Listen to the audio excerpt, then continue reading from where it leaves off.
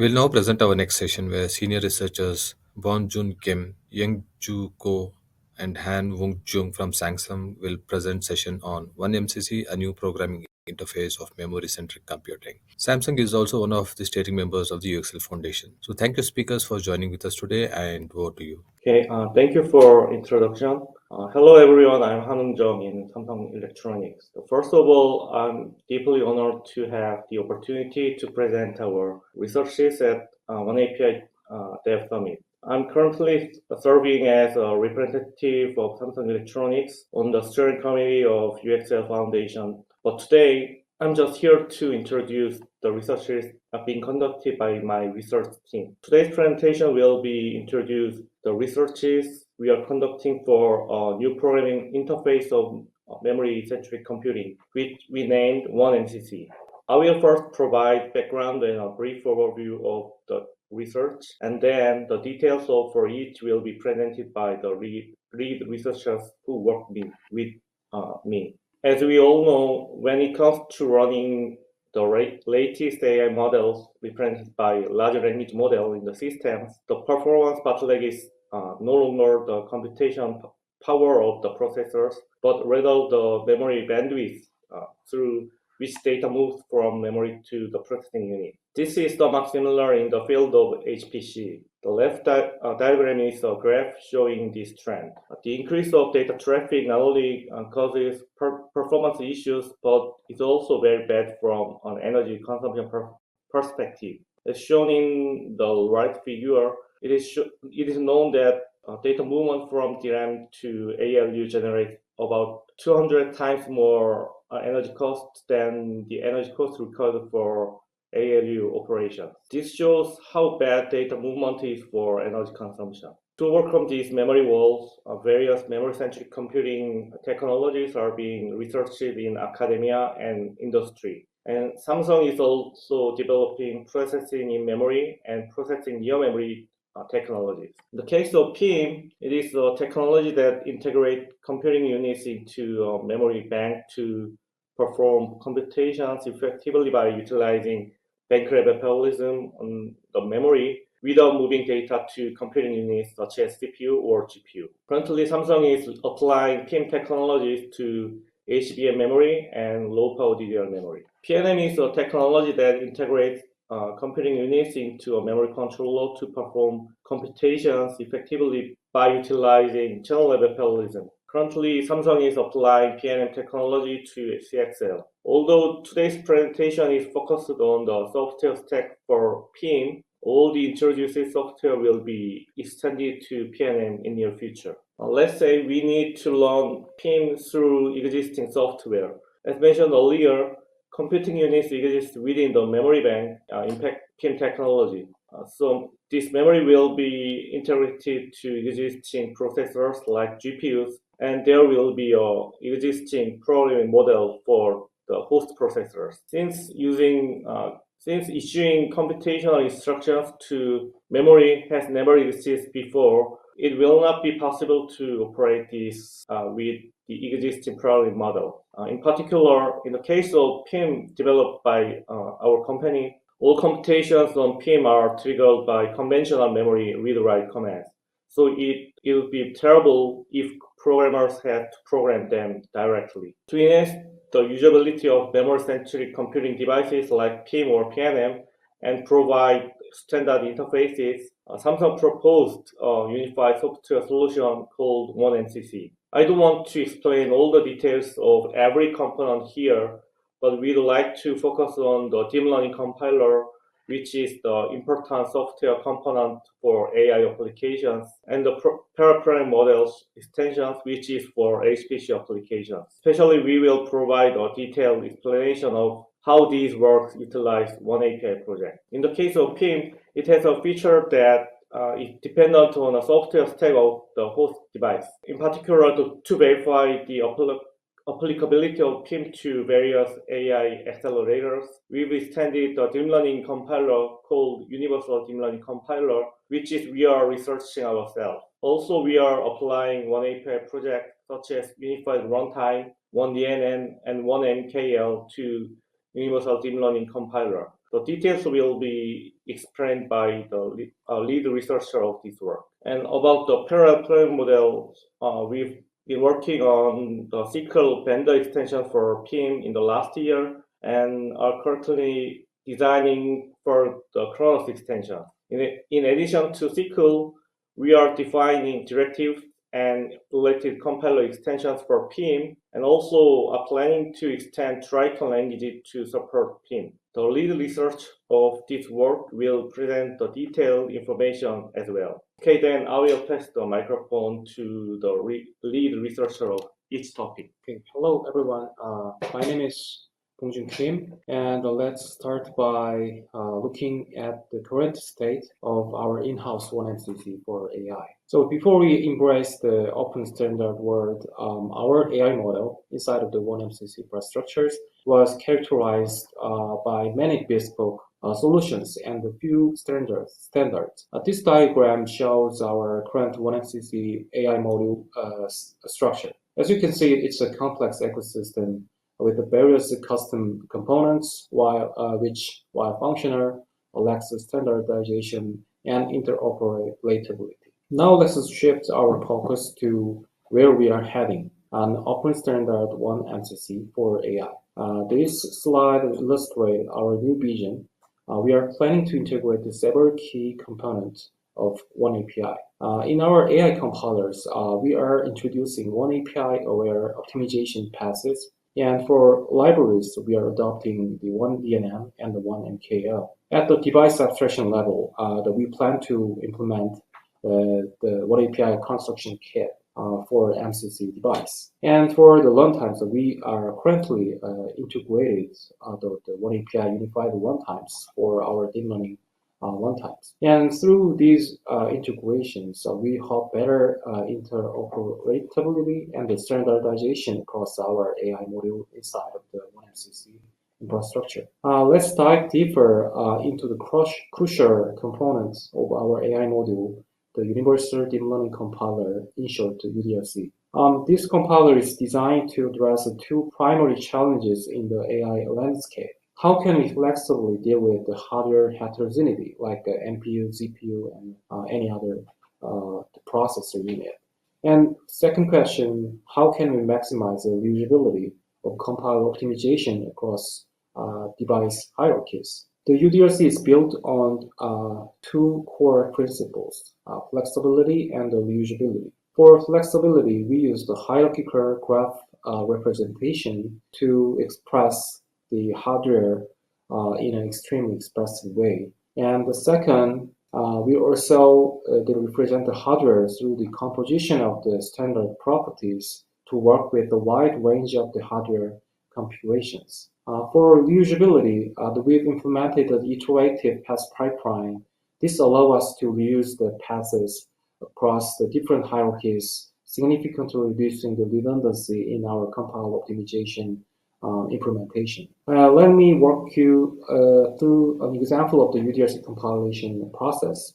We start with the linear algebra, direct a high-level representation of the AI operation. From there, the process diverges. For host code, we go through the RT directs, then to the LLM, and for the device code, we pass through the affine, GPU, and vector, and LLM dialects, and finally through the third-party device compiler. And the final result is generation of the device counters or the programs optimized to our target hardware. We've also implemented the MCC-aware optimizations in UDLC. Two key optimizations I'd like to highlight here. One is the MCC-aware data layout. This optimization ensures the data is rearranged optimally for the MCC computation. Second, the GPU and PIM parallelizations. This optimization creates a synergy between the GPU and PIM. For example, we can split the GenV operation mapping and parallelizing them across the GPU and PIM. Now, as we adopt the oneAPI in UDLC compilation process, we are focusing on the two main areas. So we plan to work on identifying the operations in linear algebra dialect that can be efficiently mapped to the oneDNN libraries. This allows us to leverage the highly optimized routines provided by oneDNN. Second, we also plan to add support SPRV as a device IR. This enhances compatibility of the MCC device with other oneAPI-based projects. Integrating oneDNN into the UDLC will be the crucial step. We plan to work on the mapping the linear algebra level information to the oneDNN's abstractions. For example, we will map device mapping information into the oneDNN engine or the stream abstractions. This process involves the carefully aligning on our high-level compilers' decisions with the oneDNN optimized primitives, ensuring we get the best performance on the target hardware. OpenAI construction can play a vital role in abstracting and standardizing our PIM or PN devices. By implementing the runtime components and the backend compiler, we are exploring ways to make our MCC device accessible and usable by other oneAPI-based projects and ecosystem. This will be a crucial step toward the fuller integration and the interoperability. Finally, we've already integrated the oneAPI unified runtime to enhance the system flexibility. The host code is generated to call the unified runtime APIs directly, and the runtime can execute both the pre-built library kernels or the code-generated kernel by UDLC compilers. In summary, unified runtime provides the flexible foundation for our AI stack. Okay, I will hand over to Youngju to explain the HPC oneAPI. Hello, I am Youngju Go. Now I would like to move on oneMCC for HPC applications. Today I will discuss the programming model for team device. As we see more data-intensive programs emerging, the demand for processing memory PIM accelerator has been receiving attention widely. PIM provide significant advantage in performance and allowing data processing directly within the memory. However, utilizing PIM isn't straightforward. User must have a deep understanding of both the memory management and the execution unit involved. This requirement can be a significant barrier for using PIM. In addition, PIM works with memory transactions, so coding becomes more complex. Without an appropriate front-end interface, users face high hurdles in leveraging PIM device. This brings us to the crucial need for robust programming models to provide user-friendly interface. That is why we are focused on the programming model for PIM. The other motivation is developing programming model for PIM is there are numerous programming models available that support PIM. Each of these models has its own compilation pipeline, which leads to fragmentation in the ecosystem. For example, as shown in this figure, SYCL use DPC++, while openMP and PIM Directive use Clang and LLVM. Also, Triton use their own Triton IR and Kubin. However, many of these programming models share common optimizations and backend implementations. This led to redundant effort in building separated pipeline for similar functionality in each model. Therefore, we need unified approaches that can leverage shared optimization and backend implementations. We would like to propose custom LLVM that integrates PIM programming model with custom LLVM. Our approach is focused on handling common functionalities with LLVM while allowing each model to maintain their model-dependent component as shown this figure. This design addresses the inefficiency and simplifies the development process. By focusing on collaborative framework, we can enhance performance and ease of use. This figure shows the overview that we have developed. Currently, we have focused SYCL, PIM Directive, openMP, and Triton. We also plan to expand our scope toward AI language. This direction will enable us to support more more applications and enhance the versatility of our programming models. Yellow box means current status, and blue box and line shows future plans. Incidentally, SYCL has dedicated pipeline for PIM, so we are planning to integrate this with custom LLVM. And directive-based programming model is provided using LLVM now. Triton will be extended for PIM next year. Now let's move on the detailed explanation for each component. We have expanded SYCL to support PIM. The design goal is vendor-neutral design, allowing combination of XPU and PIM operations in SYCL. We have added group functions related to execution and memory in SYCL. The yellow sections represent vendor extension for PIM. We trigger PIM operation through PIM queue.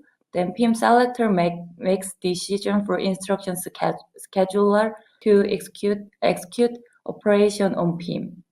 To manage memory efficiently, we attached a PIM accessor to the SYCL buffer.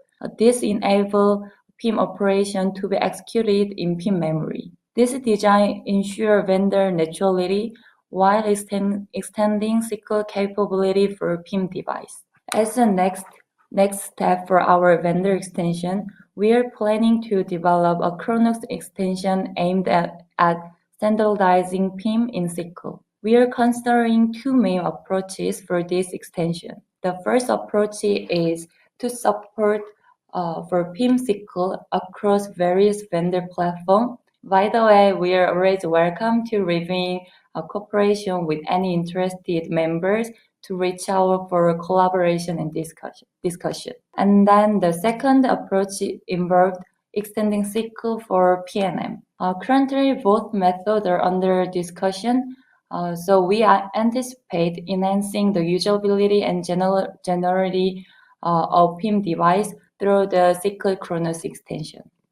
And the next programming model that we have focused, I will be presenting on PIM directives and how they enable efficient data management and execution. PIM directives allow to control execution and memory management, making it easy to apply across various programs. By adding simple annotations, developers can take advantage of PIM functionalities. The main advantage of PIM directive includes enhanced code efficiency and also improved usability. Especially PIM support parallel data processing, allowing for faster handling of large data sets. Now let's look at a simple example of PIM directive. It has a structure similar to openMP directive, and this code uses 4 PIM channels to support parallel execution with array A and B. In this case,